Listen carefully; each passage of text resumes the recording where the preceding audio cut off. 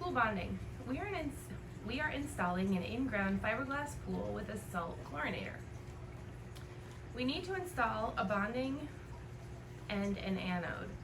CMP has a product called a pool defender that we plan to install, but are trying to make sure we do it correctly. It says to install it between the heater and the filter, so I'm just trying to make sure how the plumbing works. Does water stay in the lines continuously even if the equipment is not running? This product requires 24/7 water contact.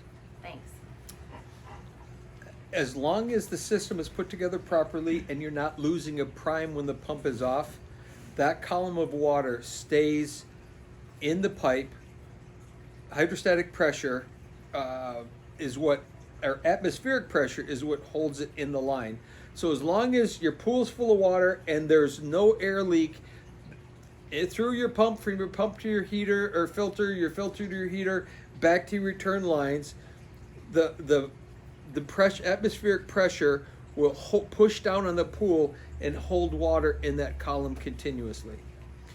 As long as once it's running, it's a solid column of water as well. But ideally, there are no leaks and it stays a solid column all the way around.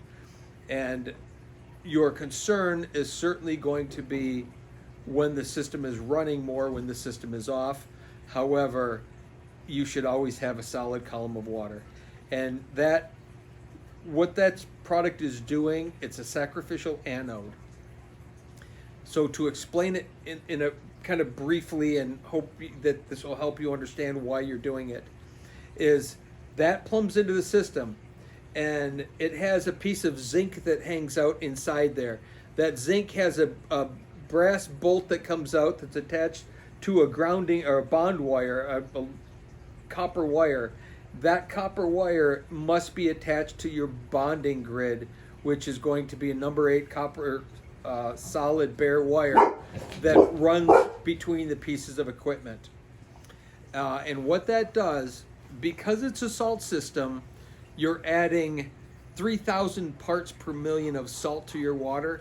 It means that electricity can move easier through water when it's got the salt in it. And what happens is if you have any trace voltages of anything, because our electrical grid system leaches electricity into the ground, it could be from there, it could be from speaker wires or cable wires, just small bits of electricity, that travels through the water and then it basically attacks the components of the pool.